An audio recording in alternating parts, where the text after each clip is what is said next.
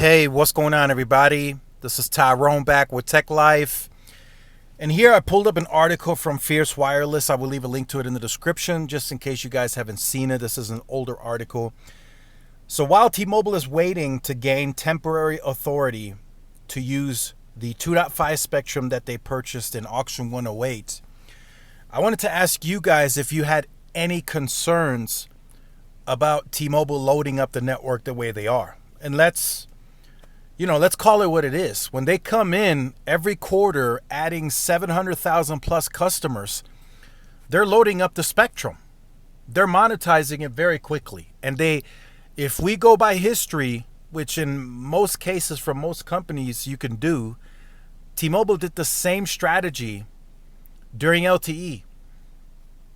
And the reason I want to point out, if you have any concerns, because towards the end of LTE, we kind of saw how slow the network got in a lot of markets. It slowed down significantly because T-Mobile could not keep up anymore because they didn't have enough capital going back into the network. They didn't have any more spectrum to put on the sites.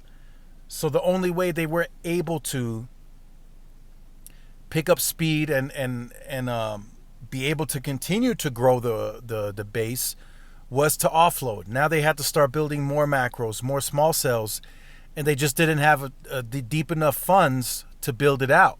So in some cases, they had to allow the churn to happen because they couldn't spend enough to combat people wanting to leave because the network slowed down. So the any concern part is, could that potentially happen again now, even with 5G? So not only are they still growing the mobile base, they are growing the home broadband base very quickly. And if you guys saw the numbers that were reported very early on based on the usage amount that fixed wireless access customers use, that 7 to 8 million customers that T-Mobile is guiding to get to by 2025 is the equivalent of 150 million mobile lines in usage. So some people may say, is it really worth it? Is home broadband a billion-dollar business? Sure. But is it worth it relatively to how much more capital T-Mobile is going to have to invest at the market level, the local level, to keep the network just running? Right now, T-Mobile is starting to get saturated. They're closing in on 80% 5G in terms of usage, right? That's 80% of usage is over the 5G network. They're closing in on that. Eventually, the devices will catch up to that too very quickly. And like I just mentioned, they're loading up on fixed wireless access customers 500,000 every quarter. Mobile users, 700,000 every quarter. And those users that are new to T-Mobile are continuing to increase their usage every year. Right? All of that has to be taken into consideration. T-Mobile will only be positive publicly. They will never be negative. Even when all the networks, all of the LTE bands were starting to get saturated, they were congested, band 12, 66.2, T-Mobile was still speaking in a very positive manner, which they should, and they're not going to speak negative.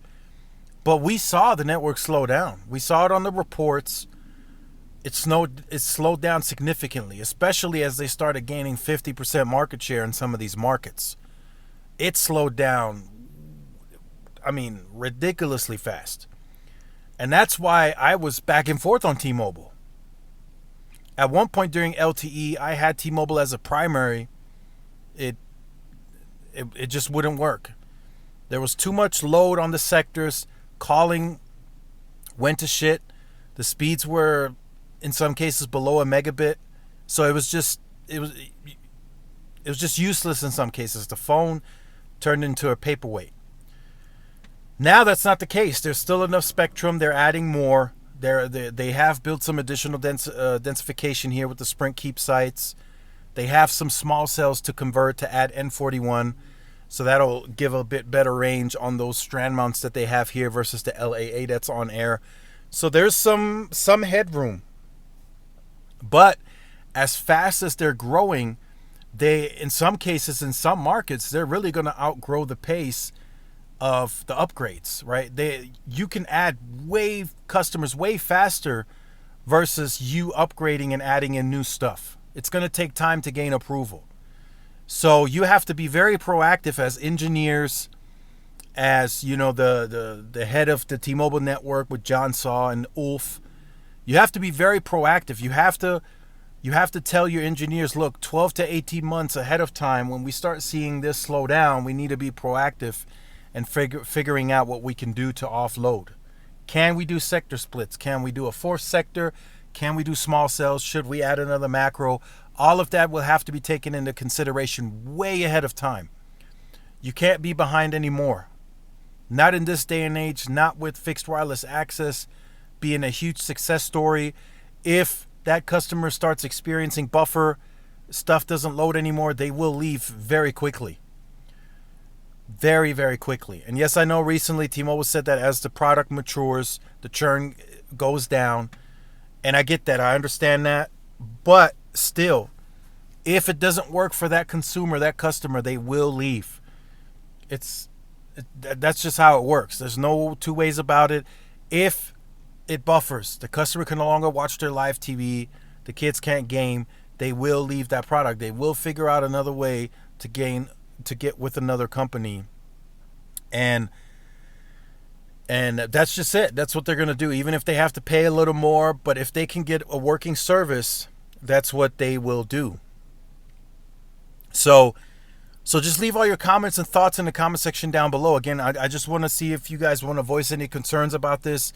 Again, Verizon hasn't been growing on the consumer side, right? They've been taking losses.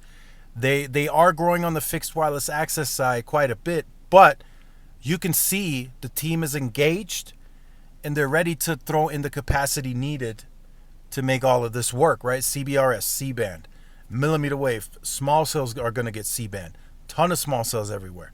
It's almost like, you know, in some cases there's going to be a very unloaded network that they can monetize.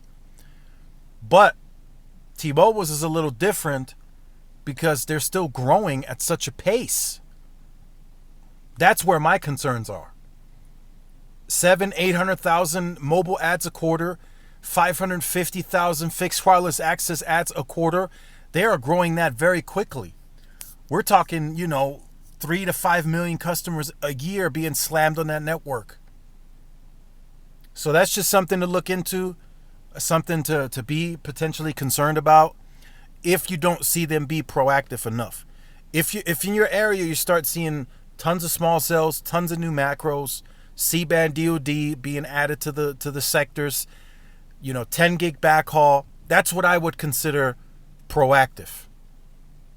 But if you notice like, hey, there's a slowdown, I haven't seen any upgrades, I'm not seeing small cells, they're still loading up the same sectors, the same towers, that's when I think it's time to start being concerned, and especially if you're noticing a degradation in performance.